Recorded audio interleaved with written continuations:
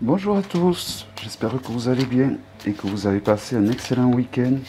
Donc c'est parti pour le tirage de la pierre du jour. Donc je tenais à vous dire que les cartes que je tire tous les jours en faisant les pierres du jour, je les mets de côté parce que sinon ça sert à rien de retirer les mêmes cartes pour que ça soit un peu plus ludique, pour que on ne retombe pas toujours sur les mêmes cartes, ça serait un peu dommage.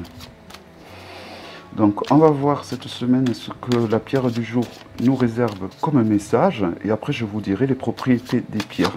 Donc pour ce faire, j'utilise le livre Propriétés énergétiques des pierres et des cristaux de Michel Garnier aux éditions AVC, tout comme l'oracle que j'utilise qui est l'oracle Ovia aux éditions AVC de Jean-Michel Garnier.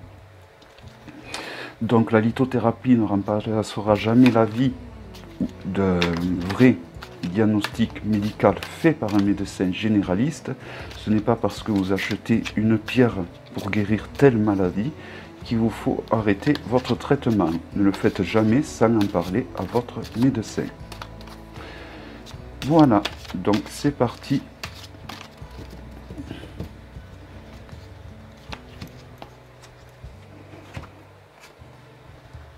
La calcédoine. La pierre des orodateurs, des orateurs, je crois qu'on dit.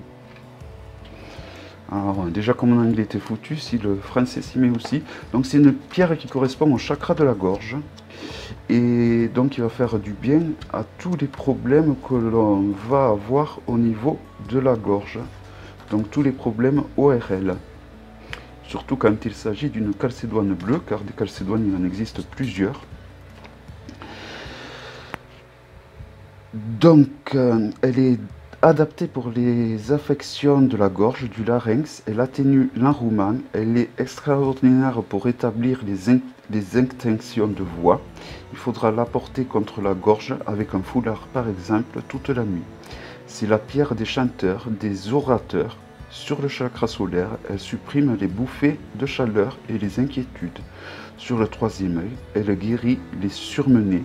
Sur le chakra sacré, elle sera efficace pour les troubles de la ménopause et protégera des empoisonnements. C'est une pierre qui facilitera la prise de parole en public.